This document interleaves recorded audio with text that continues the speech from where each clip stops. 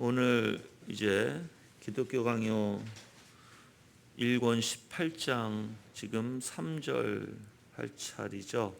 지난번에는 2절까지 했는데 제가 이 18장을 간단히 말씀드리면 하나님의 그 허용의 원리도 전적으로 하나님께서 뜻하신다라는 거예요. 그러니까 하나님께서는 허용의 원리와 하나님께서는 또한 행하시는 원리 둘 다 적극적으로 하나님께서 행하시는 일이고요.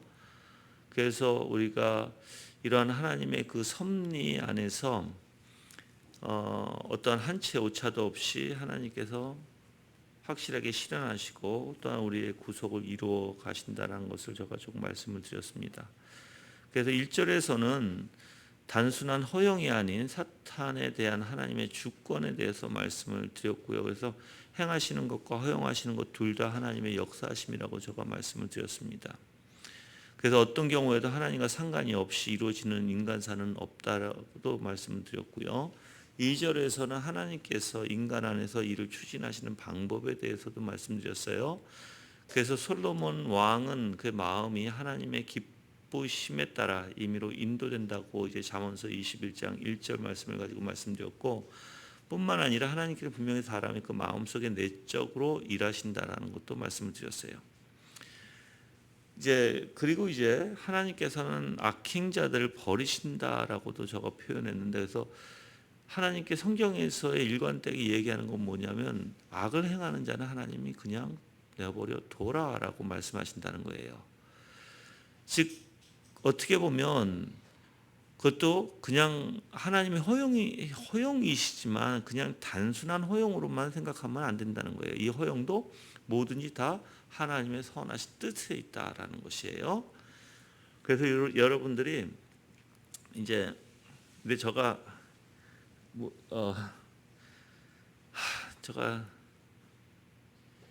우리에게 좀 필요한 말씀을 좀 드려야 될 것 같아요. 내가 이 섭리를 이렇게 보면서도 느끼는 게 뭐냐면, 우리 특히 다른 사람들은 모르겠어요. 우리 교인들이 아닌 사람들은 제가 말할 필요도 없겠지만, 우리 교인들 저하고 저를 포함해서예요.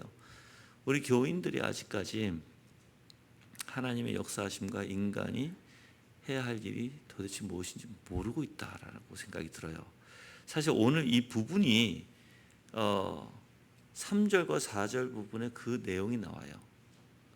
사실 그래서 제가 또 이것도 하나님의 은혜인 것 같아요. 왜냐하면 제가 말하고 싶은 것이 어떻게 보면 지금 이 1권 기독교 강요 1권 18장 3절과 4절에서 이 부분이 즉 인간이 해야 할 부분이 무엇인지 정확하게 어거스틴의 글을 통해서 칼빈이 이야기하고 있어요. 그래서 그 부분을 다시 한번 제가 여러분한테 말씀을 드리면서 여러분들 특히 우리 성도들이 필요한 말씀이 있는 것 같아서 제가 말씀을 같이 겸해서 드릴게요. 그래서 3절에는 뭐가 있냐면 단일한 하나님의 의지에서 대해서 나와요. 단일한 하나님의 의지. 그래서 하나님의 이 섭리 교리를 회피하거나 반대할지라도 결국에는 진리임을 깨닫게 될 것이다 그래요. 지금 무슨 뜻이냐면 우리가 아무리 섭리 교리에 대해서 내가 반대할지라도 결국에는 하나님의 주권적 섭리가 분명히 있다는 것을 알게 될 것이다. 그걸 인정할 수밖에 없을 것이다라는 것이죠. 그래서 우리가 오늘 말씀에 시편 51편 4절에서 내가 주께만 죄를 지었으며 주님 보시기에 악을 행하였으므로 주께서 말씀하실 때 의로우시고 주께서 판결하실 때 정당하실 것입니다. 이게 모든 게 다 주님께서 하신다는 그 원리를 가지고 사실 이 시편 51편 4절에서 내용이 나오는 거거든요. 또한 반대 주장으로서 하나님께는 두 개의 상반된 의지가 있다고 하는 것은 그건 잘못된 것이에요. 두 개의 상반된 의지가 없습니다. 하나님은.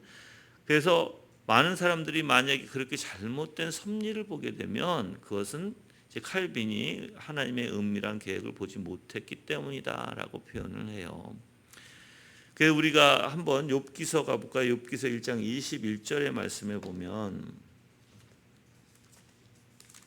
욥기서 1장 21절에 제가 읽어드릴게요. 말하기를 내가 맨몸으로 모태에서 나왔으니 맨몸으로 그곳으로 돌아갈 것입니다. 주신 분도 여호와시며 가져가시는 분도 여호와시니 여호와의 이름이 찬양을 받으소서 하였다. 그러니까 주시는 분도 여호와시고 가져가시는 분도. 그래서 모든 내 삶을 주장하시는 분이 누구다? 하나님이다. 그래서 정말 하나님의 뜻에는 어떠한 뭐 두 개의 상반된 의지가 있다 이것이 아니라 은밀한 계획이라는 것은 우리가 내가 볼 수도 없고 알 수도 없는 그렇지만 역사하고 있는 이라는 표현이에요 사실. 그러니까 우리가 알지도 못하지만 하나님께서는 역사하시고 계시다라는 거예요. 다 그게 하나님의 주장이라는 거예요. 하나님의 섭리 가운데. 뿐만 아니라 여러분들이 하나님께서는 이 우주 만물의 창시자이시죠, 그렇죠? 그래서 우주 만물을 창조하셨고 뿐만 아니라 빛과 어둠을 지셨다는 것을 우리가 다 알고 있죠. 또한 하나님께서는 재앙을 임하게도 하시고 또한 그들에게 복을 주셔서 자유롭게도 하세요. 그래서 이제 뭐 신명기나 출애굽기에서 이제 우연히 자루에서 빠진 도끼가 사람을 죽이는 것도 하나님의 뜻의 실현이다라고 표현합니다.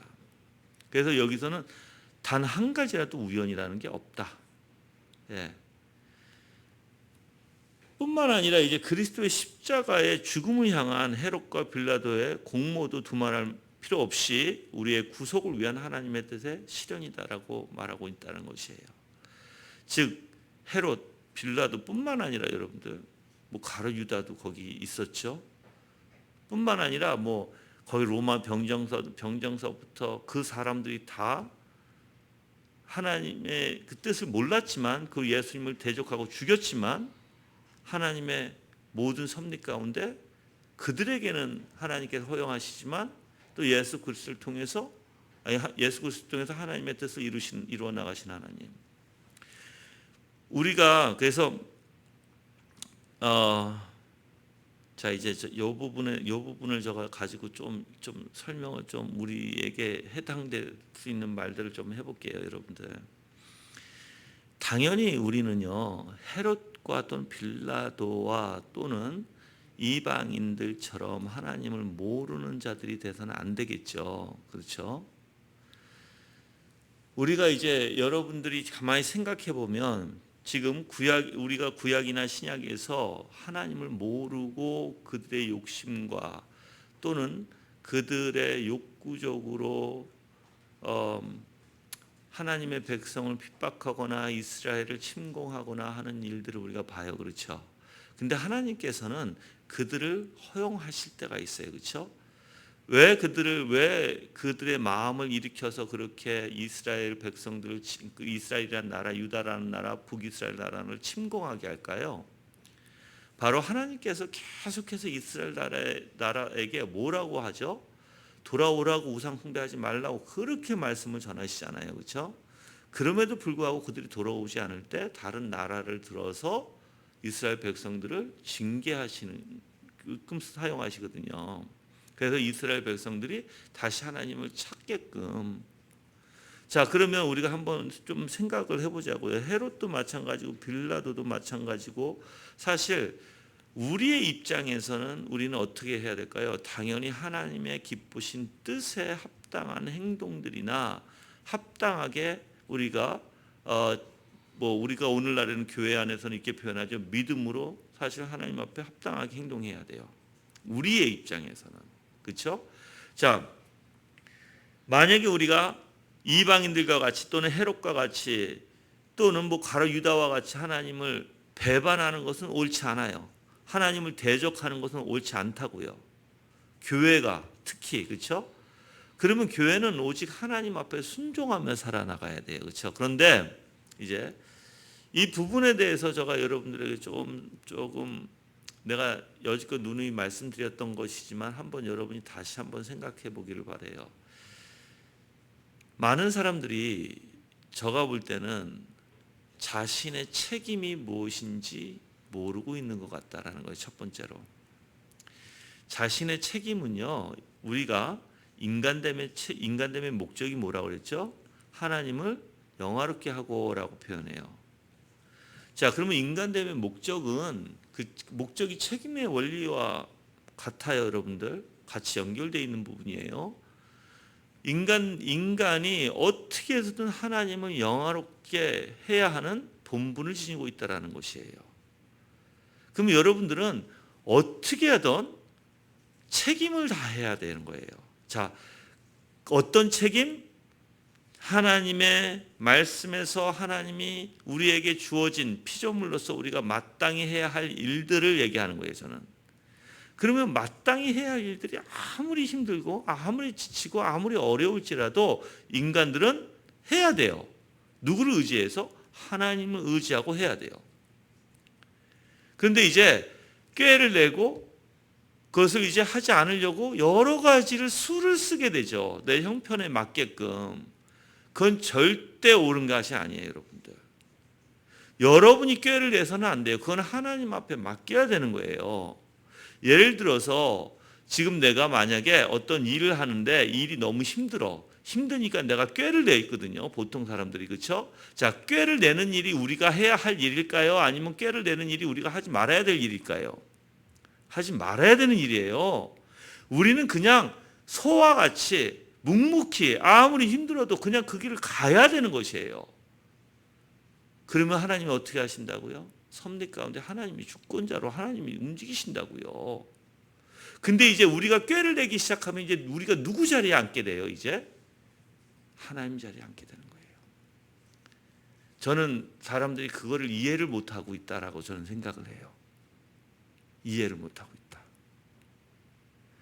우리가 여러분들이 지금 내가 얘기하는 게 무엇인지 알면 정말 좋을 것 같아. 왜 그러냐면 여러분이 생각하기에 여러분이 결정하고 여러분이 선택한다고 하지만 우리는 때로는 갑자기 내가 피조물의 자리에 앉아 있는 게 아니라 떡하니 하나님 자리에 떡하니 앉아 있어요. 근데 그걸 인지하지도 못하고 있다는 거예요. 사람들한테 물어보면 뭐 어때? 내가 지금 힘들어서 그런데 어려워서 그런데 이게 더 옳은 방법 아니야? 이게 더 쉬운 방법 아니야? 이게 더 그렇게 표현을 하거든요. 세상적으로는 맞을 수 있어요. 세상적으로는 맞을 수 있는데 그게 이제 그 사람들이 이렇게 표현할 때 그게 지혜 아니야? 이렇게 표현해요. 내가 얘기했잖아요. 세상 사람들이 보는 입장에서는 맞을 수 있어요. 예를 들어서 내가 코너에 앉아 있어요. 코너에 앉아 있으니까 추워요. 추우니까 꾀를 내서 어떻게 하면 다른 데 자리가 있나? 더 따뜻한 자리가 있나? 바람이 들어오고 힘들고 내가 지금 어려운 자리에 앉아 있기보다는 내가 지금 빨리 물색해서 빨리 잽싸게 좋은 자리, 따뜻한 자리를 차지하려고 앉을 수 있죠. 자, 세상 사람들은 그걸 지혜라고 얘기해요. 그렇죠? 근데 하나님 보시기에는 아니에요. 왜 그럴까요? 동기 자체가 여러분들 내가 얘기하잖아요. 우리가 만약에 꾀를 낼 때 왜 꾀를 낸다고 표현할까요? 우리가 왜 꾀를 내죠? 나를 위해서예요. 꾀를 내는 것은 다 나를 위해서가 돼요, 여러분들. 나를 위해서 해버리면 이미 하나님의 뜻과 목적이 달라져 버려요, 여러분들. 근데 이제 우리는 다른 사람들을 생각해서 혹시나 그 따뜻한 자리가 다른 사람이 앉을 수도 있겠지 하고 내가 참고 인내하면서 하나님 앞에 기도하면서 내가 춥더라도 이렇게 내가 춥고 힘들더라도 하나님 앞에 기도해 나가면서 내가 이것을 극복하고 내가 이것을 이겨나가려고 하는 것이 아니라 이제 꾀를 내기 시작하면 절대 저는 그건 올바른 일이 아니라고 봐요. 저가 이 부분에 대해서 저는 초창기 때 저는 하나님을 믿고 초창기 때 이 부분에 대해서 굉장히 많이 공부도 해봤고 이 부분에 대해서 저 자신이 꾀를 자꾸만 내기 때문에 이게 옳은 것인가? 이게 도대체 하나님의 섭리, 내가 똑같아요. 하나님의 섭리를 공부하면서 제가 이게 옳은 것인가 아니면 이게 잘못된 것인가에 대해서 많이 생각해보고 공부를 했어요. 그런데 여러분들 내가 정말 하나님을 의지한다면, 그래서 내가 여러분들에게 항상 표현하고 있는 게 있어요. 여러분들은 내가 하나님이 주신 것에 대해서 감사하고 그냥 내가 죽었습니다 하고 내가 그냥 그 길로 그냥 묵묵히 갈 때, 내가 움직이는 것이 아니라, 내가 움직이려고 하는 것이 아니라 하나님께서 움직여 주신다고 내가 얘기했죠. 그래서 이러한 표현을 내가 어떻게 했냐면, 우리는 바리게이트를 치지 말라 그랬어요. 제가 우리는 항상 이만큼 하면 됐지라는 바리게이트를 쳐요. 내 선을 긋는다고요. 근데 예수님을 보시면 여러분들 예수님은 절대 선 긋는 거 없으시잖아요. 아무리 힘들고 지치고 하셔도 어떻게 해요? 예수님 스스로 선을 긋지 않으셨어요. 하나님의 섭리에 자기 자신을 맡기셨거든요. 그러면 여러분들도 마찬가지예요. 똑같이 잡아요. 내가 지금 일을 하는데 지금 봉사하러 왔어요. 근데 내가 당연히 만약에 4시에 내가 어디에 갈 일이 있어요. 그러면 내가 열심히 4시까지 일을 하면 돼요. 생각하지 말고. 근데 우리는 보통 보면은 이제 4시에 일하니까 내가 생각해요. 내가 이 일하고 어느 정도 이 일하면은 이렇게만 하면 되겠지. 근데 여러분들 그냥 그건 하나님 앞에 맡기고 열심히 일하다가 보면 4시가 되면 그냥 가시면 되는 거예요. 근데 그게 아니라 내가 이제 생각의 바리게이트를 탁 쳐요. 이 정도 힘드니까 이 정도 하면 될 거야. 그러다 보면 여러분들 내 마음의 동기가 어떻게 되냐면, 나는 이 정도 하면 됐다라는 생각에 빠지게 되고, 요 정도 했으니까 나는 괜찮아라고 하는 생각에 빠져요. 여러분들, 그게 신앙이 될 수 없어요. 신앙이라는 것은 여러분들이 온전히 하나님 앞에 맡길 줄 아는 신앙을 가져야 되는데, 그래서 여러분들이 아무리 어렵고 힘들어도 그냥 생각을 하나님 앞에 두고 그것을 하나님 앞에 맡기고 거기에 사로잡히는 게, 내가 그래서 항상 정신적으로, 생각적으로, 사고적으로 여러분들이 무엇인가 사로잡히면 문제가 된다 그랬죠. 우리는 그걸 초월해야 된다고 얘기했거든요. 그게 신앙이라고 얘기했어요. 그게 믿음이라고 했어요. 자, 그냥 열심히 하시면 돼요. 여러분들, 열심히 하다 보면 어떻게 돼요? 때로는 나 혼자 할 때도 있겠죠. 그렇죠? 그것도 하나님 앞에 맡기시는 거예요. 투덜댈 이유도 없어요. 그래서 이제 열심히 하다 보면 누군가가 와서 뭐라고 하죠? 너무 일을 열심히 하면 내가 할게, 내가 도와줄게. 이제 사람이 오기 시작해요. 한 사람, 두 사람 오기 시작해서 하나님, 그들이 날 거들기 시작해요. 누가 역사하는 거예요? 하나님이 역사하시는 거예요. 그러니까 내가 여러분들이 하나님의 역사하심을 정말 보려면 여러분들이 꾀를 내서는 안 되는데, 우리는 수시로 그런 꾀들을 내고 내가 바리게이트를 치고 내가 다 결정한 상태에서 하나님한테는 뭐라고 그러냐면, 하나님 나 했어요 이거예요. 그게 너무나 잘못된 신앙이라고요. 여러분들, 이 세상 사람들은 그걸 보고 괜찮다, 그렇게 해도 괜찮을 것이다, 그렇게 해도 너는 뭐 지혜롭게 한 것이다라고 얘기하겠지만 아니에요. 이렇게 생각하면 돼요. 세상에서 볼 때 미련한 것이 하나님의 지혜예요. 여러분들, 우리는 그래서 우직하게 소가 돼야 되는 거예요. 소. 그래서 여러분들이 마태복음, 누가복음, 마가복음, 요한복음 안에 우리가 이제 깃발이 있잖아요. 이제 구약에서도 이제 성전을 통해서 이제 그 동서남북으로 내 깃발을 꽂을 때 그 중에 하나가 뭐예요? 소예요. 하나는 독수리, 하나는 인간의 모양, 그리고 하나는 독수리 사자, 그렇죠? 예, 그렇게 나와 있어요. 근데 여러분들, 이 소가 우직성을 얘기하는 거예요. 충성, 그게 계속 하나님이 뜻하는 대로, 그게 예수 그리스도를 표현하거든요. 여러분도 마찬가지예요. 여러분들이 온전히 섭리를, 하나님의 섭리를 온전히 이해하려면 지금 내가 어떤 마음으로 어떻게 하나님 앞에서 서야 되는지, 그래서 여러분의 책임이 뭐예요? 책임이라는 것은 분명히 알려드릴게요. 책임이라는 것은 한계가 없습니다. 한계가 없어요. 이만큼만 하면 됐지라는 책임이 없다고요.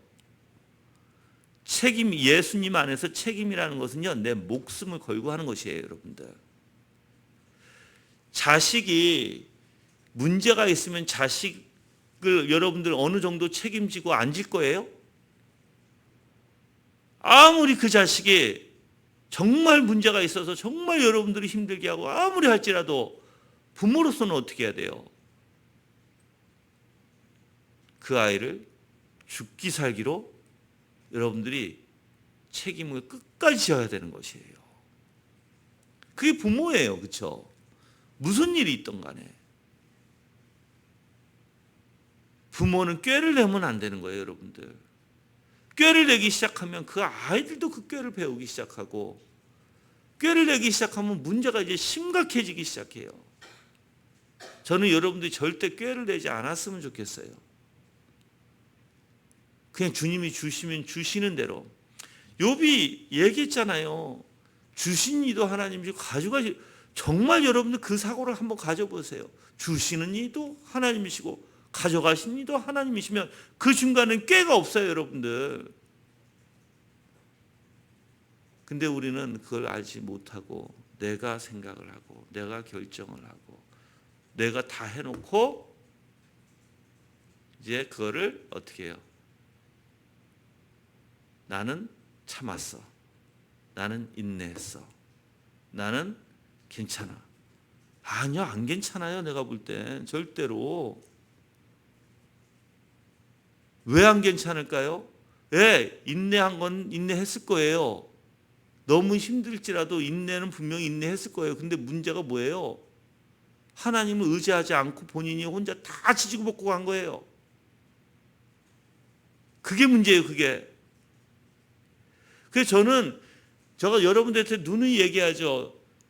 없어도 감사, 있어도 감사. 그게 내가 여러분들 그게 거짓말이 아니라니까. 신앙이라는 것은 내가 무엇인가 이렇게 저렇게 선택, 물론 우리의 선택이 있어요. 근데 모든 이 선택은 그리스도 안에서 진리로 선택해야 돼요. 내 마음대로 선택하는 게 아니라.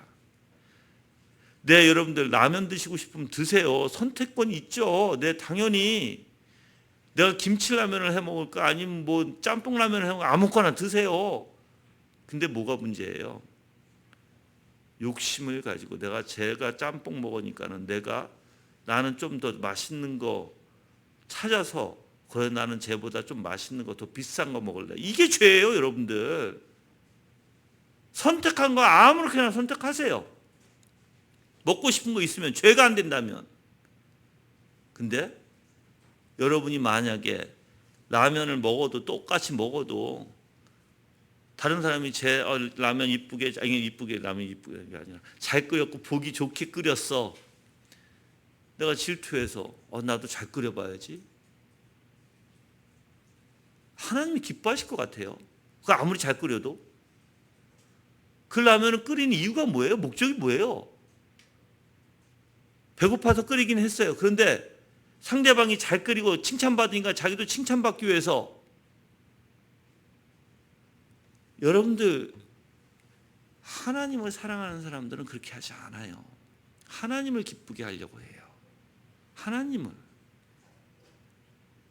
그러니까 우리가 섭리 안에서 가만히 보면 자, 내가 핵심적으로 또 들어갈게요. 내가 여러분들이 지구 복구 하지 말라 그랬죠. 여러분들이 다 결정해놓고 다 결정을 할 때는 우리가 볼 때는 어떤 문제가 있어서 내가 고심해요. 막 고심해요. 그 고심하고 나 혼자 그래 저거 하면 뭐해 저거 가지면 뭐해 에휴 나는 가질 존재가 아니지 내가 저걸 사서 내가 뭐 하겠어 이제 포기를 딱 해요. 여러분 그러니까 어떤 것이 있으면 내가 죄가 안 된다면 하나님 앞에 맡기고 내 마음과 생각을 그래서 정말 있어도 감사 없어도 감사의 원리 안에서 그 믿음을 지키고 하나님 앞에 열심히 알아가야 되는데 혼자 내가 다 지지고 볶고 간다는 거예요. 나 그만둘 거야. 나는 할 거야. 나는 이렇게 해도 안 되니까 난 포기해. 저렇게 다 지지고 볶고 혼자 해. 그러면서 말은 뭐라고 표현하죠, 우리가? 이게 뭐가 문제? 저는 이거 진짜 문제라고 봐요, 여러분들. 이거 저 같으면 여러분들 그냥 잠잠히 있을 것 같아요. 주님, 내가 해야 될 일이 무엇입니까? 내 책임이 무엇입니까? 열심히 주님을 알아가고 주님을 의지하고 주님 안에서 주님의 뜻을 기다리며 내가 열심히 주님만을 알아가는 일이에요. 내 요동치는 마음, 여러분들 거기에 신경 쓸 이유도 없고요. 이미 거기에 사고 붙들린 사람은요, 마음의 요동이 굉장히 심하게 일어나요. 심하게 일어나면서 그들의 모든 생각은요, 할 거냐 말 거냐, 갈 거냐 안 갈 거냐, 내가 가질 거냐 안 가질 거냐, 항상 그 논리에서 자기 자신을 선택의 기로에서 놓이게 되고 자기가 마음대로 선택한 다음에 자요, 내가 만약에 그걸 포기했어요, 안 가질래요, 그래 하나님 내가 안 가질게요 얘기해요. 근데 하나님이 갖지 말라고 했나요? 아니잖아. 근데 본인이 다 결정해놓고 본인이 그게 하나님의 섭리를 따르는 것도 아니고요. 이미 본인의 욕심 가운데 본인이 혼자 지지고 볶고 다 하는 것이고요. 본인이 좌절하는 것이고요. 그러면서 나중에는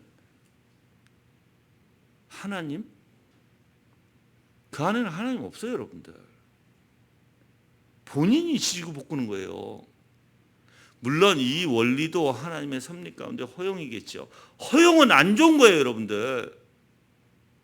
허용이 좋은 게 아니라고요. 하나님이 그냥 내버려 둬라 하는 게 허용의 원리라고요.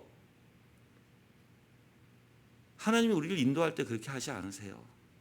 하나님이 인도할 때는요, 정말 말씀을 통해서 그 하나님을 깨닫게 하세요.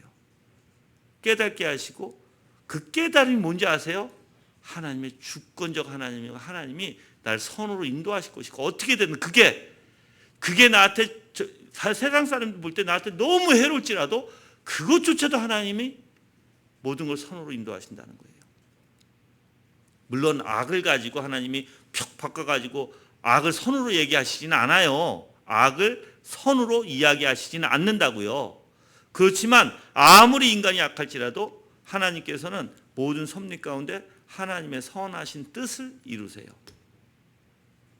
그래서 우리가 때로는 그 악을 하나님께서 이제 예를 들어서 도구로 삼으신다고 표현하죠. 가룟유다의 죄를 통해서 예수 그리스도의 십자가의 대속이 이루어졌죠. 또한 바로를 통해서 모세와 바로를 통해서 어떻게 해서 하나님 놀라운 권능을 나타내셨죠. 근데 희한하게 우리는 내가 지지볶고 다 하면서도 섭리 가운데 하나님의 섭리라고 표현하고 하나님의 신앙. 여러분들, 내가 일일이 다 말을 못 하겠어요. 그러니까 우리의 삶 속에서 우리가 해야 할 일들이 있는데 그것을 어떻게든 남편은 남편의 일을 해야 되고 부인은 부인의 일을 해야 되고 아이들은 아이들의 일을 책임 있게 할 수 있도록 부모가 가르쳐야 되는 일이에요. 그러면 아이들 앞에서도 부모의 책임, 즉 부모가 어떠한 하나님께서 우리에게 주신 그 책임이 무엇인지 아이들에게 내가 실질적으로 몸소 나타내면 아이들은 그걸 보고 배우게 돼 있어요, 여러분들. 여러분, 제가 우리 아이가 너무 잘못된 생각을 가지고 있어서 제가 그 아이에게 매일 편지를 썼어요. 제가 편지를 가득 채워서 이제 읽어보라고 이렇게 메일이라고 한 것은 한 4번 연속으로 제가 썼어요. 그 마지막 내가 하고 싶은 말까지 다 해서 4일을 오늘 하루 꽉 채워서 편지 써서 주고 그 다음날 꽉 채워서 그 다음날 주고 또 꽉 채워서 그 다음날 보내고 또 꽉 채워서 이렇게 4번을 제가 보냈어요. 제가 뭘 핵심적으로 보냈냐면 그 아이가 정말 잘못된 사고가 있는 것을 제가 구체적으로 설명을 하면서, 그리고 있었던 이야기들을 하면서 제가 구체적으로 보냈어요. 그런데 그거를 저는 이 아이가 그걸 얼마나 이해했을까를 좀 생각을 했는데, 그 아이하고 대화를 해보니까 이 아이가 아빠가 이런 말을 했잖아, 이렇게 나한테 얘기했잖아, 그 편지에 이렇게 표현했잖아, 알고 있더라고요. 그러니까 무슨 말을 하는지를 알고 있어요. 근데 무슨 말을 하고 있는지 알 뿐만 아니라 그게 옳으니까 그렇게 하려고 하더라고요. 내가 가르치는 대로. 여러분들, 저는 우리 아이를 너무 잘 알죠. 그렇게 아무리 얘기해도 귀에 들어가지 않았던 아이예요. 그래서 내가 그 아이에게 너가 정말 죄를 끊고 싶으면 그 죄가 정말 지긋지긋하게 싫어져야 된다. 너의 힘으로는 절대 그 죄를 이길 수가 없다. 너의 힘으로 죄를 이길 것 같으면 이 세상이 정말 이 세상이 죄에 묶여 있다라고 성경은 말하지 않을 것이다. 근데 너 마음에, 너 양심이 그걸 너무너무 싫어해서 거부되어져야만 그 죄가 그칠 텐데, 그런 내용들도 썼어요. 제가 어느 하루는 그 아이의 모습 속에서 내가 봤던, 왜 그러냐면 그 아이하고 나하고 같이 살아야 되니까. 근데 같이 살아야 되는데 과거에 그 아이대로 살면 저는 너무 힘들게 되거든요. 또 문제가 또 분명히 일어날 게 뻔하거든요. 제가 그래서 그 아이에게 철들은, 그래서 내가 신앙으로 표현하면 너무나 많이 아이가 혼동하고 막 모른다 보니까 그냥 세상적인 철든 아이로 내가 표현하면서 얘기를 했어요. 철든 아이들은 부모가 걱정할까 해서 미리 걱정되는 일들은 하지 않는다. 근데 너는 아빠, 나 늦게 들어올게요. 아빠가 그럼 너 11시까지 들어와라. 아니요. 저 1시까지 들어올게요. 2시까지 들어올게요. 너는 여지껏 아빠가 말하는 것에 항상 거기에 대해서 너가 요구하는 것을 말했고 너가 요구하는 것을 주장했어. 아빠가 너를 기다리면서 잠을 못 자는 건 한 번도 너는 생각해 보지 못했을 것 같아. 아빠가 그 다음날 분명히 예배가 있고 교회에 나와서 또한 설교를 해야 되는데 너가 늦게 들어옴으로써 아빠가 너에 대해서 기도를 해야 되고 내가 설교를 가지고 묵상해야 될 시간에 너를 위해서 기도해야 되고 너를 위해서 마음 신경 쓰는 것은 옳지 않잖아. 아무리 얘기해도 여러분들 못 들었어요. 듣지를 않아요. 근데 지금은 조금 이해하는 것 같아요. 조금. 자, 그게 부모의 책임이라는 거예요, 여러분들. 부모는 계속해서 가르쳐줘야 돼요. 때로는 편지로, 때로는 말로, 때로는 그 아이에게 어떻게 이 아이에게 접근할까. 그게 부모가 해야 할 일이에요. 부모는 그래서 이 아이에게 어떻게 하면 효과적으로 가르치고 어떻게 하면 효과적으로 정말 하나님에 대해서 이 아이가 조금이라도 그 생각과 마음이 하나님의 것으로 생각할 수 있을까? 그냥 자연인일지라도 내가 그리스도인이라면 그게 부모예요, 여러분들. 근데 내가 그 아이가 너무 속을 새기고 그 아이가 말을 안 들으니까 쟤는 말해봤자 소용없어. 안 해요? 그건 부모의 책임이 아니라는 거예요, 여러분들. 부모는 어떻게 해서든 내가 살아있는 한 그 아이가 올바로 하나님 앞에 쓰는 날까지는 어떻게 해야 돼요? 부단히 가르쳐야 돼요. 그게 부모의 책임이에요. 그냥 함부로 부모 되는 게 아니에요, 여러분들.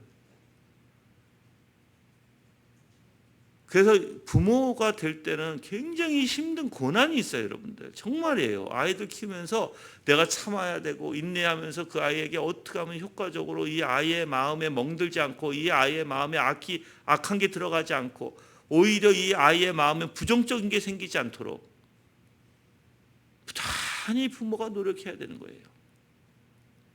내 멋대로 아이를 키우는 게 아니라. 그게 부모의 책임이에요, 여러분들. 자, 이러한 책임 가운데 어떻게 해요? 나는 올바른 일을 하고 그 아이를 이제 누구한테 맡겨야 돼요? 하나님 앞에 맡겨야 돼요. 근데 이제 우리는 말로는 맡긴다고 하죠. 근데 내 마음대로 아이한테 소리 지르고 내가 내 마음대로 주장하게 되고 내 마음대로 아이에게 그 아이를 근심하게 하고 그 아이를 정말 그 아이가 화나게 하고 그 아이가 정말 자꾸만 내 감정으로 그 아이에게 대하면서 또 반대로는 기도하면서 주님, 내가 주님 앞에 맡길게. 내가 왜 이렇게 주님 앞에 못 맡기나요? 이거는 좀 이상한 거죠, 여러분들.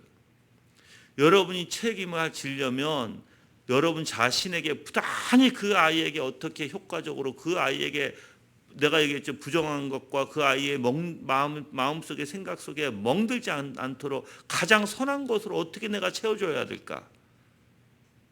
그게 여러분들이 부단히 여러분 자신하고 싸워야 할 책임이라는 거예요. 남편도 마찬가지예요, 여러분들. 내가 가정을 위해서 내가 어떻게 아름답게 꾸밀까? 내 멋대로 가정을 하는 게 아니라 내가 힘들고 지치고 아프더라도 가정을 위해 행복을 위해서라면 어떻게 해야 돼요? 해야 돼요.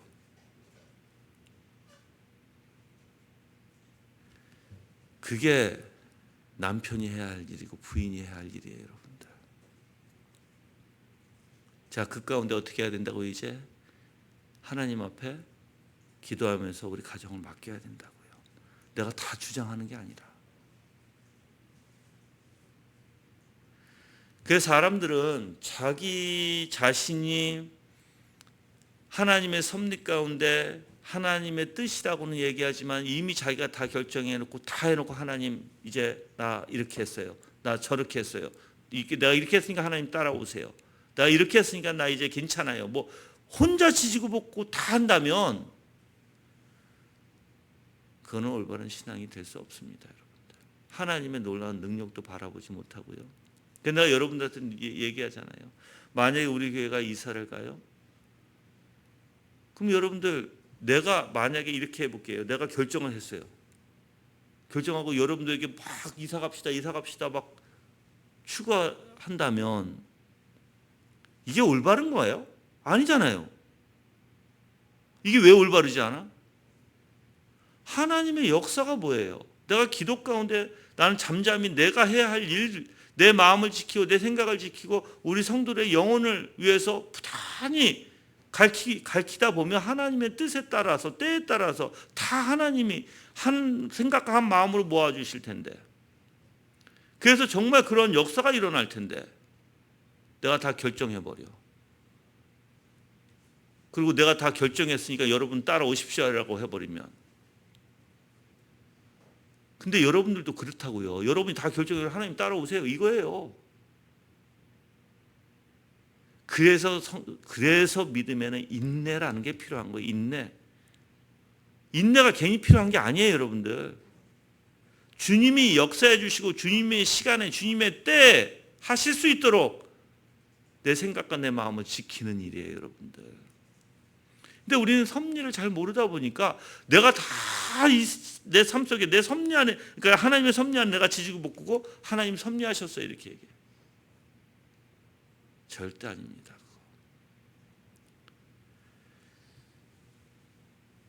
물론 하나님께서 이방인들을 불러서 그냥 우리가 말은 표현 너무 쉽죠. 그냥 그들을 구원시킨다. 그것도 다 처음부터 하나님께서 감춰주신 모든 비밀의 실현이다라고 지금 거기에 나와 있어요. 그렇게. 근데 말은 굉장히 쉽죠. 근데 여러분들 그 이방인이 구원받기까지 그 인도하시는 하나님의 역사는 어떻고요?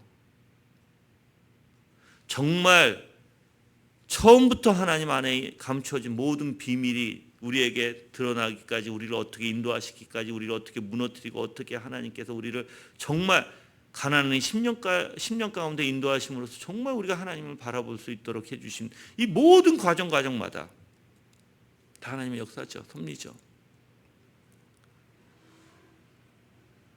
그래서 저는 여러분들이 그런 과정 속에서 이제 과정 속에 항상 얘기하잖아요. 신앙은요, 결과는 하나님이 이미 다 작정 안에 놓으신 거고 우리는 어떻게 해요? 그 과정 안에서 올바른 신앙을 해야 된다고요. 올바른. 그러다 보니까 나는 이런 표현을 하게 되는 거예요, 여러분들. 과정 안에서 올바른 신앙을 해야 되는데 사람들은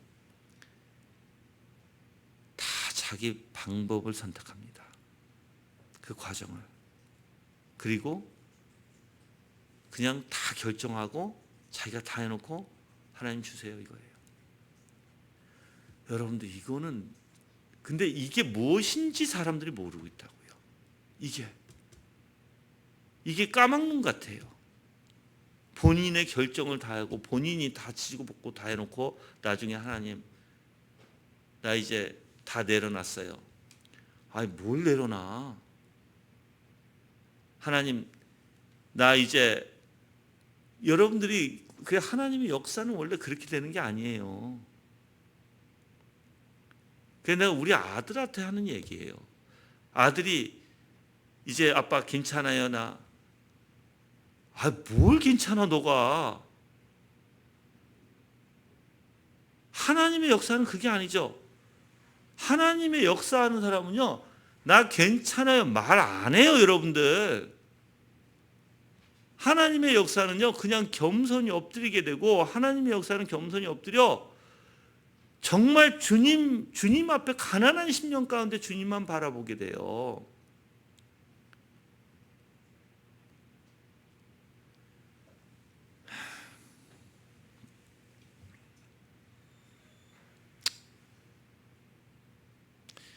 그래서 우리가 때로는 잘못 생각하게 되면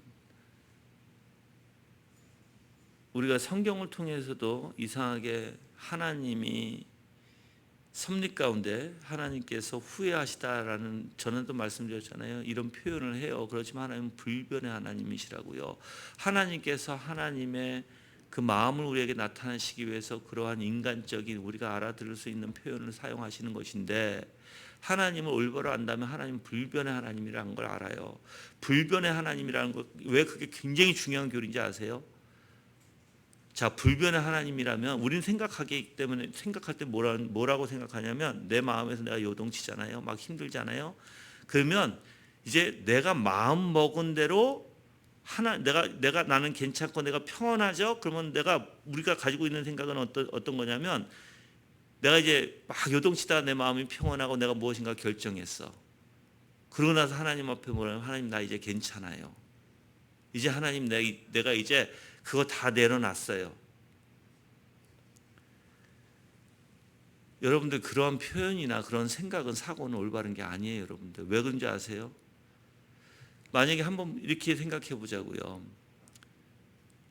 하나님은 불변하신 하나님인데 내가 선택하고 내가 선택함으로써 뭐가 됐다고 생각하는 것은 여러분들이 뭐가 잘못됐다는 사고라는 거예요.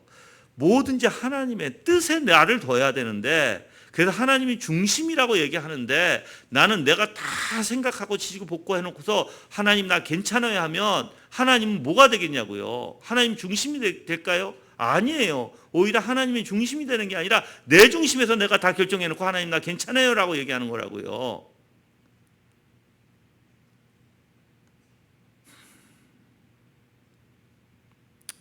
그래서 우리가 생각해 보면 우리는 때로는 너무 하나님을 이해하지 못하다 보니까 다 내가 가지고 있는 인간적 생각과 인간적으로만 하나님을 이해하려고 해. 꼭 다른 사람 같이. 우리가 그러잖아요. 사람과 사람을 만나면 내가 이제 뭘 결정했어요. 아주 힘들어. 그 힘들어서 내가 결정했으면 우리는 뭐라고 얘기해요? 나 이제 괜찮아. 다 됐어. 내가 이제 결정했고 나 이제 괜찮아. 나 이제 뭐 앞으로도 괜찮아질 거야. 이렇게 표현하죠. 아니 하나님 앞에 그렇게 얘기할 수 있어요? 그렇게 못해요 여러분들 절대. 하나님 앞에. 왜요? 하나님의 주권에 하나님의 모든 중심에 하나님이 결정하시고 하나님 아시는 것이지 나는 뭐야? 하나님의 주권에 하나님의 뜻에 나의 결정을 따라가는 인간이라는 거예요. 그럴 때 내 마음이 평안이 오고 그럴 때 하나님께서 내 마음에 정말 그 하나님의 뜻을 깨달을 때 하나님을 알 때 내 안에 정말 하나님과의 관계를 갖게 하시고 그 안에서 이제 뭐 평안도 나올 수 있고 그 안에서 하나님에 대한 열정도 나올 수 있고 그 안에서 내가 하나님의 뜻이 무엇인지 내가 순종하고자 하는 마음도 생기게 되는 거예요, 여러분들. 여러분이 이미 다 결정해 놓고 하는 게 아니라.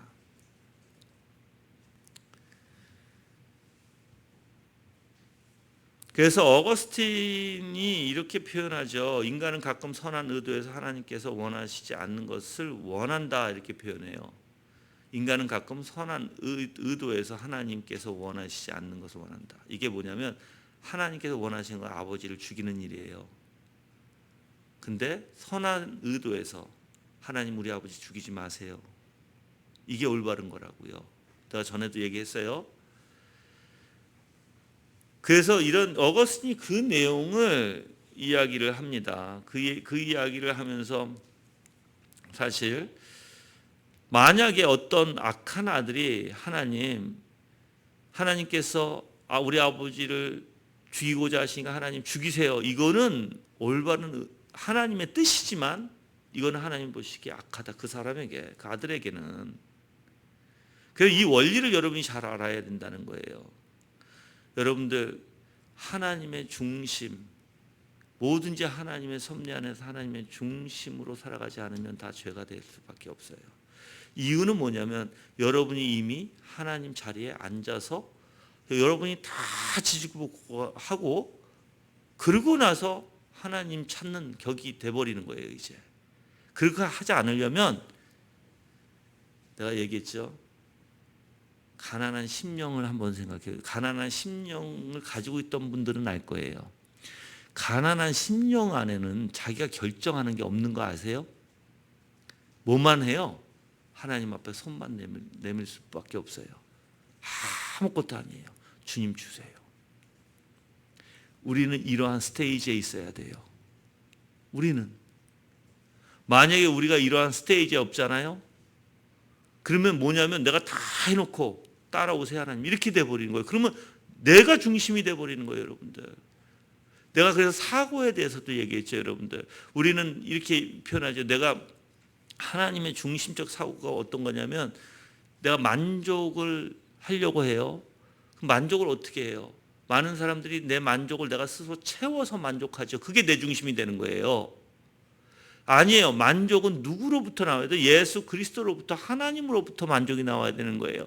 내가 그 하나님을 깨닫고 내가 그 하나님을 만족할 때 이 세상의 모든 게 만족이 되어야지 하나님의 중심이 되는 거예요. 감사도 마찬가지예요. 하나님이 나한테 뭘 주셔서 감사가 아니라 하나님이 어떤 분이신지 알기에 그 하나님께 내가 감사할 때 그때 하나님 중심이 되는 거라고요. 그래서 우리의 삶 속에는 여러 가지의 시나리오가 있어요. 여러 가지 즉 삶의 실천적 삶 속에서 그러한 일들이 벌어지긴 해요. 근데 여러분들 그 삶 속에서 실천적 삶 속에서 무엇이 하나님의 중심인지 깨닫지 못하고 확 휘쳐서 여러분이 다 하고 앉아 있으면서 이제 하나님 찾기 시작하면 그건 여러분들 정말 여러분들이 하나님을 알지 못한다는 뜻이에요.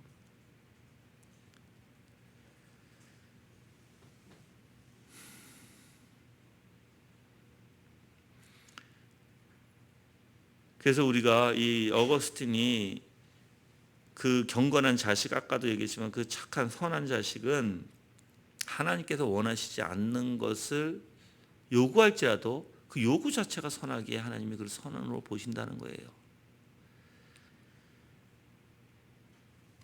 그래서 인간이 무엇을 원하는 것이 합당한지 하나님께 합당한 것이 무엇인지 잘 들으세요. 인간이 무엇을 원하는 것이 합당한지 또한 하나님께 합당한 것이 무엇인지와 각자의 의지가 향하는 목적은 무엇인지에 엄청난 차이가 있다. 여러분들 하나님의 뜻이 아버지를 죽이고자 하는 뜻이라면 그게 목적이 되겠죠. 그렇죠? 그런데 우리의 목적은 아버지 하나님 죽이지 마세요라고 하는 우리의 목적이 돼. 우리는 선한 목적이 돼야 된다. 왜요? 하나님은 아버지를 죽일지라도 하나님의 선하심이 있기 때문에 그래요. 근데 우리가 그걸 이해하지 못하면 어떻게 돼요? 이게 이제 잘못하면은 뭐가 합당한지 몰라요, 사람들이. 뭐가 합당한지. 이게 혼동이 되면 이제 엄청난 문제가 시작이 되는 거예요. 내가 지금 하고 있는 게 이게 합당한가 하나님 앞에? 아닌가?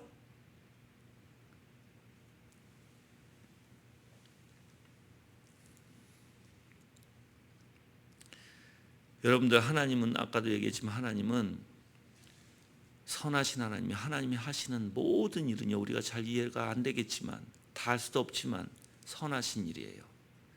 그래서 우리는 선한 마음을 가져야 되는 거예요. 하나님이 아버지를 죽이고자 하실지라도 선한 뜻에 있어요. 그래서 내 마음도 선해야 되는 거예요. 아멘.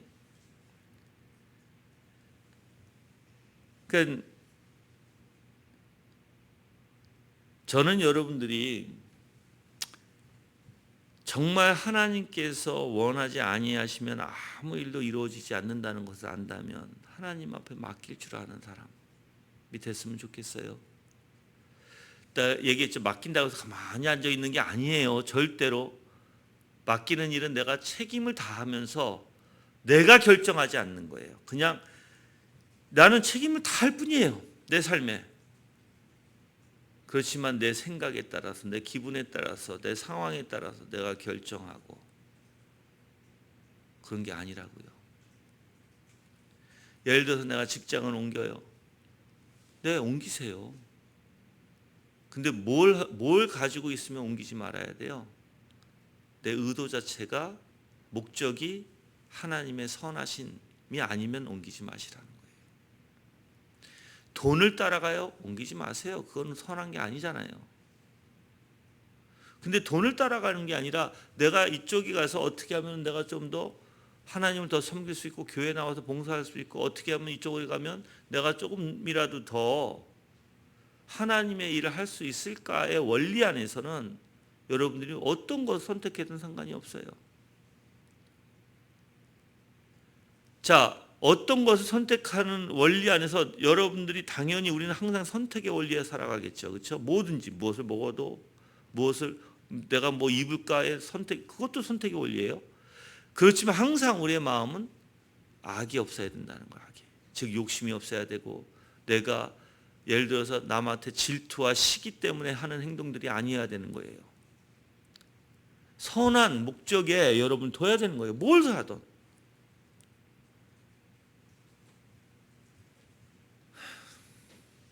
그래서 저는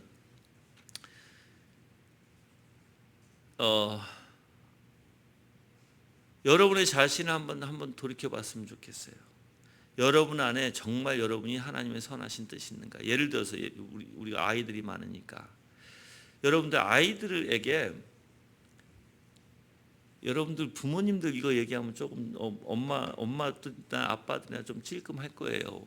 뭐냐면 아이들이 많다 보니까 때로는 귀찮아서 야 그냥 이거 가지고 놀고 있어 할 때가 있죠. 그게 하나님 보시기에 선하신 마음, 선한 걸까요? 아니에요. 절대 아니에요.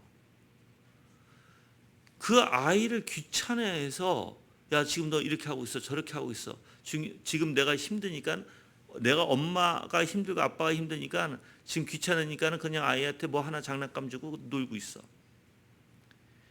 이거는 여러분들 하나님 보시기에 기쁜 게 아니죠.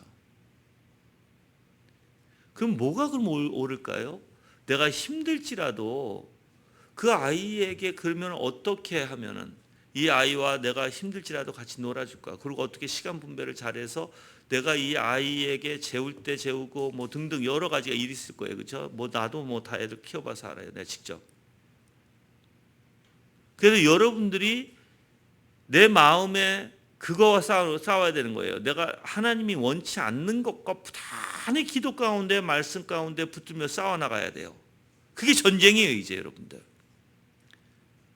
그래서 어떻게든 하나님이 기뻐하신 쪽으로 자꾸만 내 생각과 마음이 가야 되지, 내가 내 육신이 원한 쪽으로 자꾸만 가버리면 여러분들 아이들이 혼동하기 시작하고 아주 힘들어하기 시작하는 거예요. 이제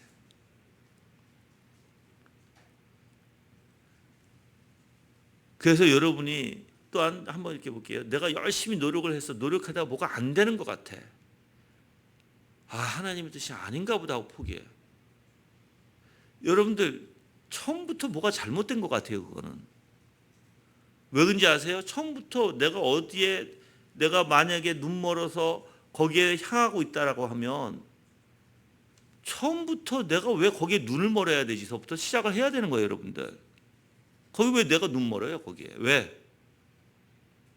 그래서 여러분들이 내 마음을 지키는 이유가 알아야 돼요. 내 마음을 지키면 내가 어디에다 눈을 멀지 않아요. 여러분들 그래야지 주셔도 감사, 안 주셔도 감사가 되는 거예요. 내 마음은 있겠죠. 우리가 인간이기 때문에 내가 이 물이 맛있으면 이 물에 대한 마음은 있겠죠. 아, 먹고 싶다라는 게 있겠죠. 그렇지만 그걸 더 이상 오버하지는 않을 거예요.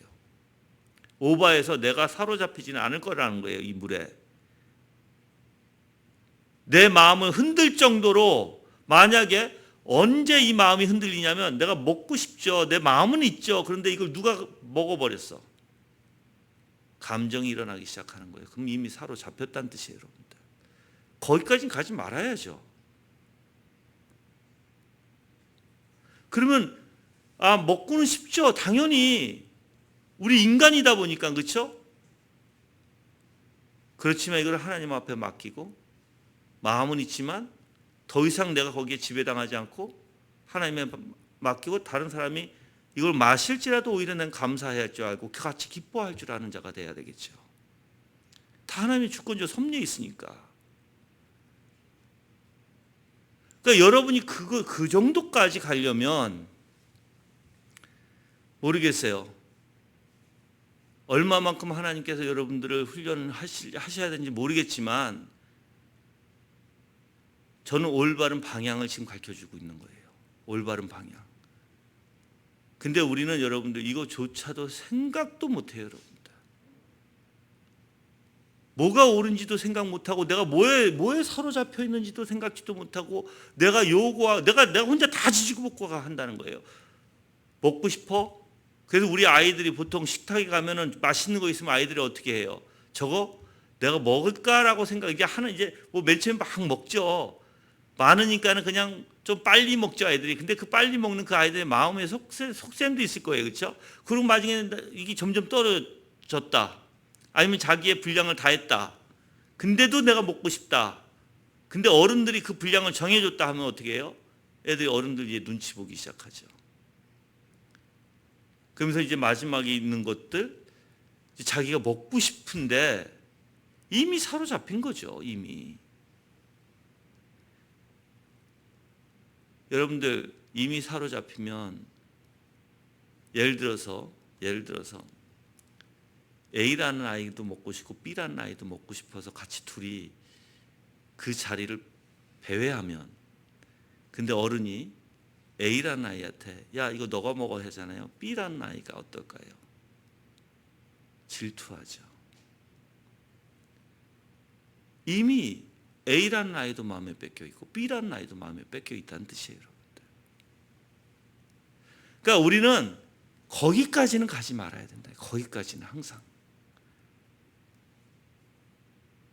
그래서 하나님 앞에 항상 감사할 줄 알고 오직 주님으로만 채워서 내 욕구가, 이건 전에도 얘기했지만 내 욕구가 내 이성을 지배하면 안 된다는 거예요. 절대로.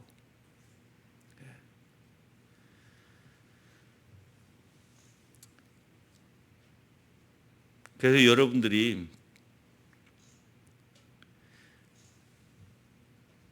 하나님의 의지, 하나님의 뜻에 이제 분명히 뜻하는 바가 있는데, 우리가 예를 들어서 악한 마음을 갖는다면 또 내가, 그러니까 하나님의 뜻이 어떻든 간에 우리는 항상 선한 마음을 가져야 돼요. 근데 악한 마음을 갖고 하나님이 기뻐하시지 않는 것을 갖게 되면 우리는 오히려 거기에 대한 대가를 내가 심판을 받을 수밖에 없어요, 여러분들. 하나님 한번 생각해 보세요. 아주 이건 간단해요. 이 세상에서 정말 하나님이 원하지 아니하시면 어떤 일도 이루어지지 않거든요. 자, 그런데 일이 우리의 입장에서는 일이 두 가지로 이루어져요. 우리가 이제 하나님을 보는 원리 안에서 하나는 하나님이 허용하시는 원리, 그러니까 내 버려두시는데 죄 가운데 그냥 내 버려두시는 원리에서 나타나지만, 만약에 하나님이 그냥 우리를 바로와 같이 또는 가룟 유다와 같이 또는 헤롯과 같이 빌라도와 같이 그냥 내 버려둔다면 어떻게 될까요? 우리는 거기에 대한 대가를 톡톡히 치러야 돼요. 심판을 받을 수밖에 없을 거예요. 그런데 만약에 우리가 하나님의 원하시는 뜻대로, 그러니까 어떤 것이 다 원치 아니하시면 이루어지지 않는다고 생각한다면 내 자신은 하나님의 뜻에 맞춰서, 자, 뜻에 맞추는 건 여러분들 분명히 우리의 생각과, 그러니까 이렇게 볼게요. 그냥 내면이라고 먼저 표현할게요. 내면과 외적, 내적과 외적 둘 다 맞아야 돼요. 근데 내적 안에서는 뭐가 있는지 아세요? 내적 안에는 동기가 있어요. 목적이 있어요. 이유가 있어요. 방법이 있어요. 가는 과정이 있겠죠. 그렇죠? 그게 다 하나님의 뜻에 맞아야 돼요. 다. 예를 들어서 내 동기가 하나님, 내가 저 사람이 죽어가니까 내가 밥을 갖다 줄게요. 갖다 주고 싶어요. 올바른 마음을 가졌어요. 그렇죠? 그거는. 근데 내가 훔쳐다 갖다 줘. 올바라요 이게? 아니에요. 올바른 거 아니에요. 그러니까 모든 동기도 올바라야 되고 그 과정도 올바라야 돼요. 그 이유도 올바라야 돼요. 그래서 여러분들이 때로는 모르면 잠잠코 있으면 하나님 앞에 기도하고 하나님 앞에 그 방법을 강구해야 되는 거예요. 만약에 여러분이 하나님과 여러분의 관계에서 올바른 관계를 갖게 되면 이 세상이 어떻게 살아가는지도 알게 돼요. 이제 어떻게 사람들과의 관계가 어떻게 이루어지고, 가정에서 남편과 부인이 어떻게 이루어져야 되고, 아이들과의 어떻게 이루어져야, 하나님 관계가 올바르면 다 거기서부터 나오는 거예요. 다. 그래서 우리는 하나님의 중심이라고 표현하는 거예요. 근데 가만히 보면 하나님과 관계가 내가 말은 관계지 뭐가 관계인지 몰라. 내가 혼자 다 지지고 볶고 하면서 관계를 해. 아니에요. 절대 그렇지 못해요, 여러분들. 왜 때로는 여러분들, 자 보세요. 우리 교회는 우리 저기 자매님들이 더 신앙이 좋은 것 같아서 얘기를 할게요, 내가. 자, 때로는 남편과 문제가 있을 때 있죠. 왜 자매님들이 가만히 입 딱 다물고 하나님 앞에 기도 가운데 가만히 잠잠히 있어야 될까요? 그 이유가 뭘까요? 죄를 짓고 싶지 않아서요. 하나님 앞에 함부로 내가 나서서 하나님의 일을 망치고 싶지 않아서. 남편들도 그래야 돼요, 여러분들. 또 엄마들은 아이들에게도 그래야 돼요. 목사가 똑같아요, 여러분들. 목사도 잠잠히 바라보고 있을 때가 있고, 이건 도대체 안 됐다 싶으면 꾸중하는 게 아니라 권면해서 뭐가 옳은지 가르쳐줘야 되겠죠. 때로는 경책도 해야 되고 경계도 시켜야 되고 권면도 해야 돼요, 여러분들. 당연히. 그렇지만 그 모든 게 다 하나님의 중심에서 해야 돼요.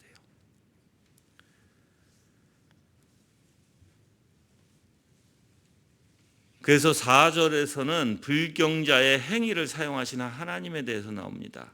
그래서 하나님의 의지와 하나님의 교훈을 혼동하면 혼란에 빠진다라고 얘기해요. 자, 하나님의 의지와 하나님의 교훈을 혼동하면. 여러분들 생각해 보세요. 자, 만약에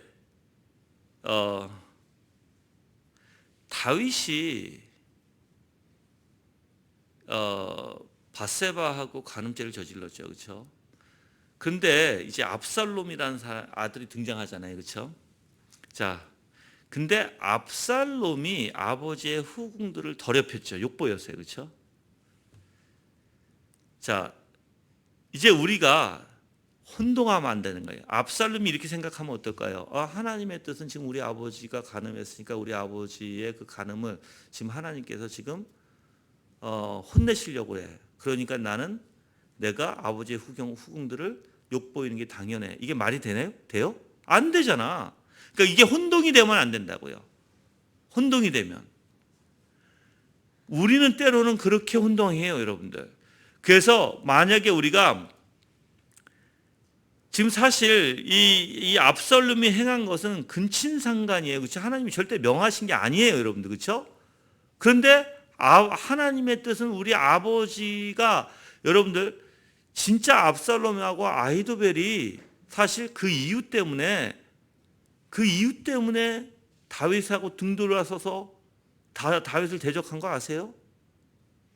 자기네 생각이 맞다라는 거예요. 아버지는 죄를 졌고 아버지는 죄를 졌기에 이제 하나님 앞에 혼날 거야. 혼날 거니까 내가 어떻게 해요? 내가 그 하나님 편에 서서 내가 아버지 혼내는 게 내가 동참할 거야. 이렇게 돼버리는 거예요. 큰일 나는 거예요, 여러분들. 큰일 나는 거. 그건 올바른 게 아니에요, 절대로. 시므이도 마찬가지죠. 시므이가 생각해 보세요. 하나님이 다윗을 저주해서 압살롬이 들어갈 때 예루살렘 성에 들어갈 때 다윗이 이제 나오죠. 그럼 시므이가 욕을 하잖아. 강 건너에서. 그렇죠? 그럼 만약 시므이 생각은 이렇게 하면 어때요? 아, 지금 하나님이 다윗을 저주해서 지금 나오니까 내가 막 욕을 해야지. 그래서 시므이가 막 욕을 해. 이게 올바라요? 올바르지 않아요. 절대 올바르지 않은 거예요. 그거는. 시므이는 입 닥치고 가만히 조용히 하나님만 바라고 하나님의 뜻을 기다려야 되고, 오히려 다윗이 저렇게 아들로부터 고난받으면서 예루살렘에 나올 때 그를 위해서 기도해서 다시 그가 정말 하나님을 찾는 자가 될 수 있도록 기도해 주는 게 맞는 거라고요. 우리의 마음에. 그런 게 여러분들 성경에서는 굉장히 많이 있어요. 많이. 잘못된 생각 속에서 하나님이 이러니까는 내가 쳐야지. 하나님이 이러시니까는 내가 이렇게 해야지. 그러한 원리 안에서 사람들이 행동하는 것들이 굉장히 많다고요, 여러분들. 그래서 우리가 어떻게 보면 성경에서 이런 표현들이 있잖아요. 때로는 하나님이 그러니까 이런 이제 뭐 예를 들어서 호세아서 8장 4절과 호세아서 13장 1절에 이제 때로는 하나님께서 원하신다라는 표현도 나오지만 때로는 원치 않으셨다라는 표현도 나와요. 자, 그러면 하나님께서 이게 원하신 건가? 원치 않으신 건가? 막 우리가 혼동할 때가 있어요. 그렇죠? 이제 이렇게 혼동이 되면 이제 문제가 된다는 거예요.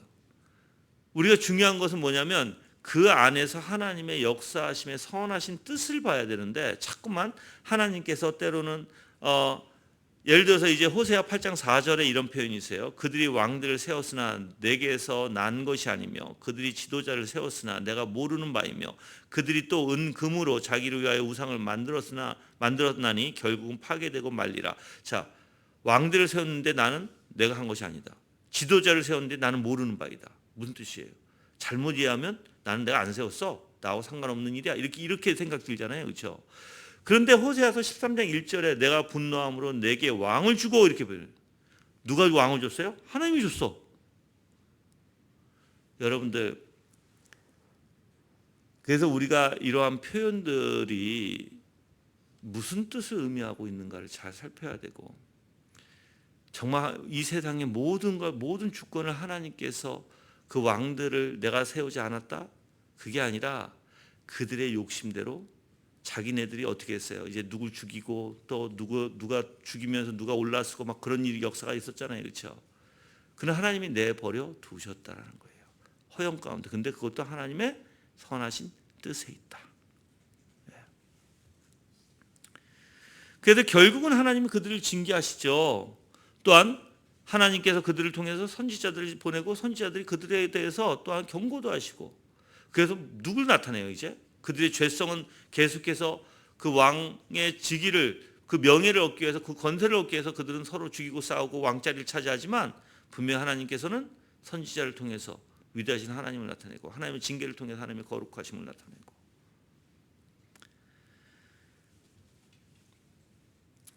그래서 우리가 이 어거스틴이 또 이렇게 표현을 해요.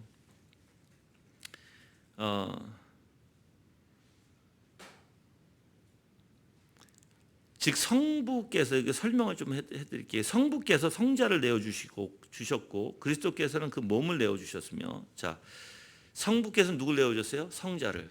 그리스도께서는 자기의 몸을 내어주셨다는 거예요. 그 유다는 그의 주님을 내어줬고, 또한 이렇게 내어주는 일에 있어서 하나님께서는 공의로우시고 사람은 죄악되는가 하고 물어봐요. 또 그것은 모두가 똑같이 내어주는 일을 했으나 그들의 동기와 목적이 동일하지 않다는 데 있다는 것이에요. 자, 유다가 주님을 내어준 동기, 목적이 다르다는 거예요. 하나님이 성자를 내어주시고 예수님께서 그의 몸을 내어주신 것도 여러분들 그 동기가 달라요. 목적이. 하나님은 그 아들을 내어주신 게 우리에게 그 사랑을 보여주시기 위함이고, 또한 그리스도는 자기의 몸을 내어주신 거에 하나님의 영광을 위해서고, 또한 유다는 왜 주님을 내어주셔서 자기의 욕심에 의해서 내어주게 되는 것이고. 그래서 우리가 어떻게 보면 다 똑같은 일이 주어질 수 있겠지만 거기에 동기와 목적이 동일하지 않다는 데 있다는 것이에요. 그래서 우리는 우리의 동기와 목적이 누굴 따라가야 돼요? 선하신 하나님을 쫓아가야 된다는 거예요. 선하신 하나님.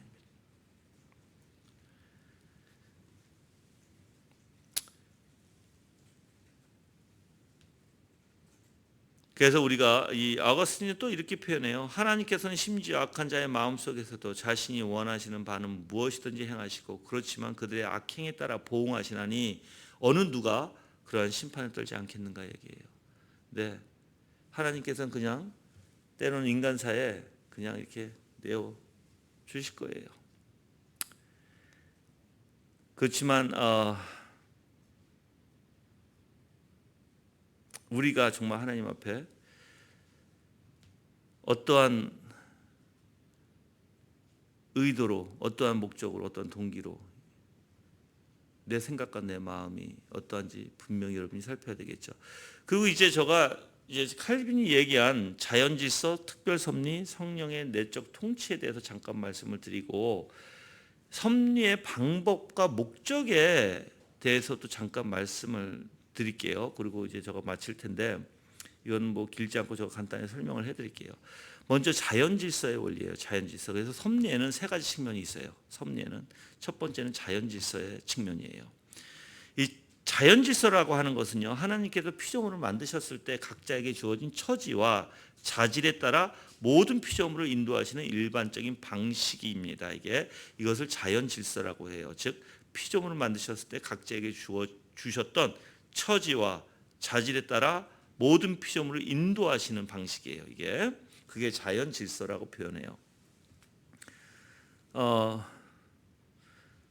그래서 우리가 이제 예를 들어서 이제 태양, 달, 별, 분명히 태양은 태양의 역할을 하죠. 달은 달의 역할을 합니다. 별은 별들의 역할을 해요. 그게 하나님께서 운행하시고 그걸 붙드시고 모든 것을 거기에 법칙에 따라서 그 목적에 맞춰서 그 자질에 따라서 하나님께서 다 역사하시는 거예요. 자, 두 번째는 뭐냐면 바로 특별섭리예요.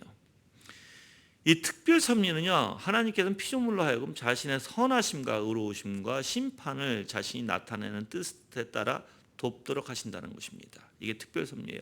자, 선하심, 의로우심 또는 심판. 그래서 하나님의 보이는 뜻으로는요, 하나님의 종들을 돕고 사악한 자들을 벌하시며 하나님의 충실하심을 기다리는 인내를 시험하시거나 부정적인 호의로서 징벌하신다. 이렇게 인간을 각별히 이렇게 다루시는 일을 특별섭리라 한다라는 거예요. 특별섭리. 그래서 이 특별섭리에는 어떻게 보면 벌 받는 이가 있는 것이고 하나님의 선하신 뜻에 따라 인도하시는 이가 있는 거예요. 자, 세 번째로는 세 번째 성령의 내적 통치적 섭리죠. 이거는 자, 하나님께서는 성령으로 그 충실한 자들 안에 내주하십니다. 그리고 내주하심으로써 다스리세요. 원래 여러분들 원죄를 가지고 있는 자들은 절대 좋은 열매를 생산하지 못합니다. 그렇죠? 그들의 판단도 잘못됐고 그들의 뜻은 악한 경향으로 하나님을 거역하고 있어요. 그렇죠? 그래서 우리의 본성이 악하다라고 표현해요. 우리의 본성이 악을 향한다 이렇게 표현하죠. 우리가. 그러니까 우리는 우리 자신을 선에 맡길 수 있는 힘조차 없는데 이제 하나님께서 이제 우리를 이제 선으로, 즉 우리의 생각과 마음을 선한 쪽으로 돌리기 시작하시는 게 있다라는 거예요. 그게 바로 우리 안에서 역사하시는 바로 성령의 내주하심이다라는 거예요. 그래서 우리가 잘 하려고 하거나 그런 일을 성취하는 것은 신성한 삶으로 우리를 부활시키는 성령의 초자연적인 은총으로부터 비롯된 것이다라는 것입니다. 그래서 성령께서는 어떻게 해요? 우리 안에서 자꾸만 하나님의 선하신 것을 추구하게 하고 거기에 마음을 갖게 하고 그걸 사랑을 하게 하고 그래서 자꾸만 주님의 것을 쫓아가게끔 하게 되는 거예요. 이제 원래 그 원리가 여러분들, 요 원리는 여러분이 조금 알고 넘어가시는 게 중요할 것 같아요. 여러분들은 두 가지의 원리를 좀 구분하셔야 될 것 같아요. 하나는 믿음의 원리와 하나는 하나님을 아는 지식의 원리예요. 믿음의 원리는 하나님 앞에 하나님이 어떠신 분이고 그분을 의지하는 원리에 있어요. 그래서 내가 정말 예수 그리스도께서 십자가에 죽으시고 대속해 주시고 그래서 그 예수 그리스도로 우리의 죄 용서 받는 것에 대해서 내가 이제 믿고 그분을 의지하는 데 있지만 하나님을 아는 지식의 원리는 그분의 영광을 보는 거예요. 그래서 우리가 예를 들어서 바로 우리가 많은 사람들이 지식적으로는 교리를 알 수 있어요. 근데 지식적인 교리는 알고 있지만 우리가 하나님의 영광을 보지 못하면 절대 뭐가 없어요? 하나님을 의존할 수도 없어요. 그래서 하나님 아는 지식이 칼빈이 그렇게 중요하게 표현했던 것이고 뿐만 아니라 존 오웬도 그 부분을 굉장히 중요시 표현하는 거예요. 하나님을 아는 지식이 있어야 바로 하나님을 의존할 수 있다는 거예요. 그래서 우리가 섭리 가운데도 마찬가지예요. 내가 하나님을 아는 지식은 뭐라 그랬죠? 바로 그분의 영광을 보는 거예요. 그분의 영광을 볼 때 내가 그분께 의존하게 되고 그분을 따라가게 된다는 것입니다. 그래서 믿음과 하나님 아는 지식은 어떻게 보면 동전의 양면과 같아요. 여러분들. 근데 이제 성령께서 이제 우리 안에서 그런 역사를 일으키시는 것이죠. 즉 빛을 통해서 깨닫게 하시고 그걸 조명이라고 깨닫게 하셔서 내가 정말 하나님의 영광을 보게 하시고 더욱더 예수 그리스도를 의지하게 하시고 그게 바로 성령이 하시는 역사예요, 여러분들. 자, 또한 칼빈은 이제 섭리의 방법과 목적에 대해서 얘기를 하는데 첫 번째는요. 하나님의 섭리가 과거와 마찬가지로 미래에도 적용돼야 한다는 것을 주목할 일이다 표현해요. 자, 섭리는 항상 있어요. 과거도 있고 현재도 있고 지금 미래에도 있을 거예요. 하나님은. 그렇죠? 두 번째로는 이것은 만물을 조성하고 인도하며 때로는 수단의 개입으로 때로는 수단도 없이 또 때로는 모든 수단에 역행하여 역사하신다. 하나님은 만물을 조성하시고 인도하시며 어떻게든 이게 수단의 개입으로 또는 수단이 없이도 또는 수단을 역행하심으로써 하나님은 하나님의 뜻을 이루신다. 세 번째, 이제 목적을 깨닫기 위해서 하나님이 역사하시는데 그래서 지금 제가 첫 번째, 두 번째는 방법에 대해서 말씀드린 거고 이제 세 번째는 사실 목적을 깨닫게 하시는 원리에서 얘기하는 거예요. 우리는 인류에 대한 하나님의 관심이 어떠하신지 무엇보다도 그가 가지고 계신 최상의 배려로 그의 교회를 얼마나 관심 있게 지켜보는지 알아야 한다. 그래서 목적이 뭐예요? 섭리의 목적이 교회의 유익이다 이렇게 표현하는 거예요. 자, 방법은 어때요? 하나님이 만물을 조성하시고 인도하시고 수단의 개입을 또는 수단 없이도 또 때로는 수단을 역행하시면서도 미래, 현재, 과거, 그러니까 과거, 현재, 미래 하나님께서 역사하시는 거예요. 어떤 방법으로든 하나님이. 그렇죠? 자, 근데 왜 이렇게 역사하세요? 바로 목적이 있다는 거예요. 그게 뭐예요? 바로 교회 유익을 위해서다. 간단하게 얘기하면. 그렇죠? 네. 그래서 여러분들이 우리가 이제 칼빈이 이제 하나님의 주권에 대해서 이야기를 할 때 절대 빼놓지 말고 이야기해야 되는 부분이 있습니다. 그게 뭐냐면 이제 하나님의 권능은요 예수 그리스도 안에서 계시하신 하나님의 선하시고 자비하신 뜻과 분리하여 보지 않다. 절대. 그러니까 하나님의 주권을 얘기할 때 하나님의 권능을 예수 그리스도 안에서 계시하신 선하시고 그리고 자비하신 그 뜻과 분리해서 절대 그 하나님의 주권에 대해서 얘기하지 않는다. 그러면 여러분들 하나님의 주권을 생각해 보세요. 거기에 뭐가 있어요? 하나님의 선하시고 자비하신 뜻이 있다. 누구 안에? 바로 예수 그리스도 안에. 그게 바로 하나님의 주권을 보는 원리다라는 거예요, 칼빈은. 예.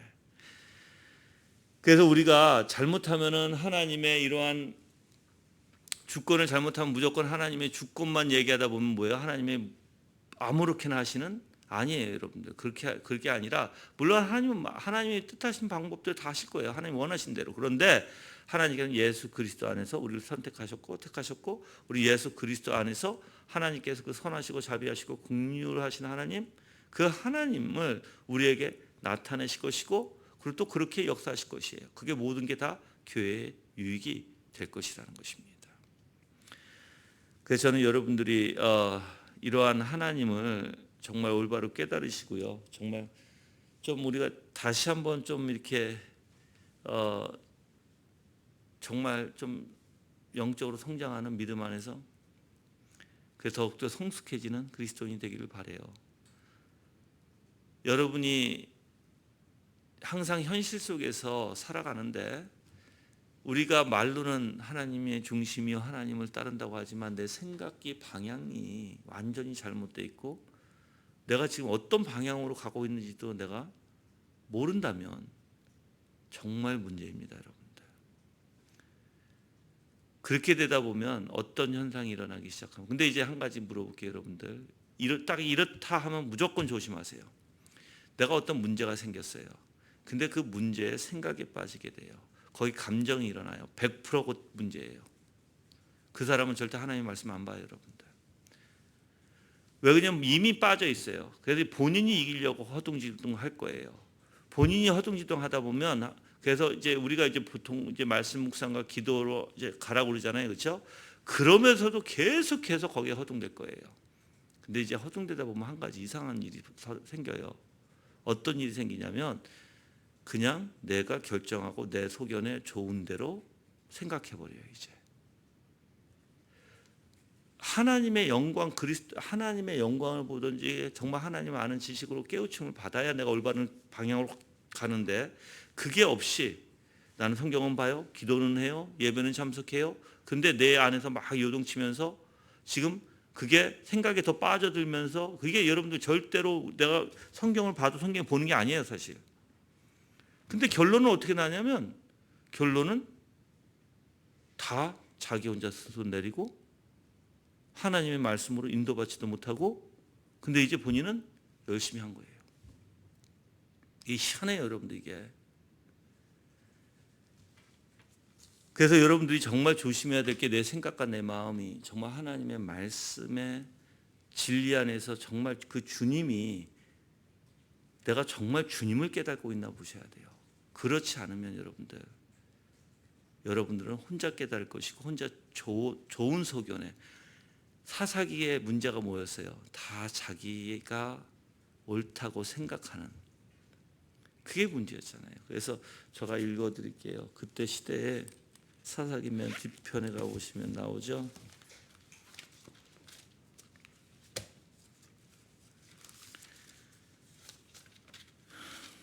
다 같이 읽어볼까요? 나는 사사기 17장 6절 말씀. 사사기 18장 6절 말씀 다 같이 읽어볼게요. 사사기 17장 6절 말씀 시작.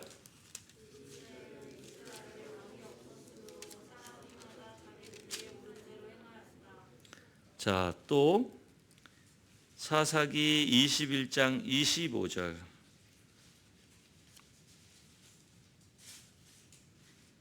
다 같이 가서 읽을게요. 시작.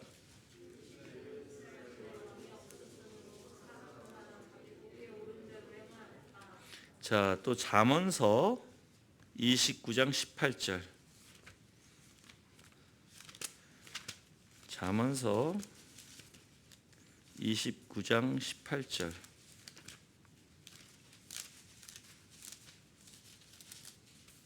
다 같이 읽을게요. 잠언서 29장 18절 시작.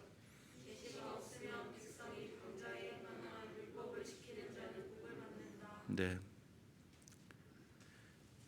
여러분들, 하나님이 그를 깨우쳐 주시지 않으면요, 사람은 자기 생각 속에 생각에 빠져서 다 자기가 보기에 좋은 소견대로, 자기 소견대로 해요. 그래서 하나님의 계시가 없으면 다 거기에 빠져버려요. 다 뭐에 빠져? 방자에 행하는, 자기 뜻대로, 자기 나름대로. 그래서 여러분들이 하나님의 계시는 뭐라고 얘기했죠? 바로 하나님의 말씀이에요. 그 말씀을 통해서 하나님이 어떤 분이신지 여러분이 깨달아야지 올바른 길로 갈 수 있는 거예요. 정말 그렇게 되기를 주님의 이름으로 기도합니다. 다 같이 합심으로 기도할게요. 정말 주님의 은혜 가운데 하나 되고 하나님의 말씀으로 우리를 깨우쳐 주시고, 그래서 우리가 살아가는 이 가운데서도 정말 하나님을 올바로 이해하고, 내가 지금 어떠한 상황 속에서 어떻게 내가 무엇이 올바른지를 생각해보고, 내가 아무리 고통스럽고 힘들지라도 우리 하나님께서 우리에게 주시는 일반적인 아주 기본된 책임이 무엇인지 한번 우리가 돌아보는 시간 다시 가지면서 기도하겠습니다.